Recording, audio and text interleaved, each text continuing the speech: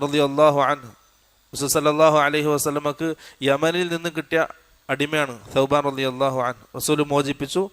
സൗബാൻ റളിയല്ലാഹു അൻഹു റസൂൽ തമ്മിലുള്ള ബന്ധത്തിനാണ് വലാ ബന്ധം എന്നറിയപ്പെടുക. അറിയപ്പെട്ട സഹാബൻ സാലിം മൗല അബി ഹുദൈഫ.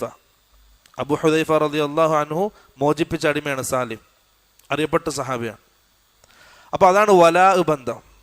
ഈ വലാ ബന്ധത്തിലൂടെ അനന്തരമെടുക്കുന്ന ഒറ്റ വിഭാഗം ഉണ്ടാവുള്ളൂ, മോചിപ്പിച്ച ആള് അല്ലെങ്കിൽ മോചിപ്പിക്കപ്പെട്ട അടിമ, വേറെ ആർക്കുമില്ല. മൂന്നാമത്തേതാണ് നസബ്, കുടുംബ ബന്ധം.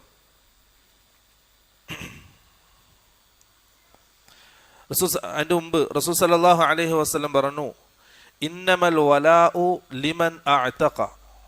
ആരാണോ അടിമയെ മോചിപ്പിക്കുന്നത് അവനാണ് വലാഇൻ്റെ ബന്ധം ഉണ്ടാവുക. വല എന്ന ആ സ്ഥാനം അടിമയെ മോചിപ്പിക്കുന്ന ആൾക്കാണ്.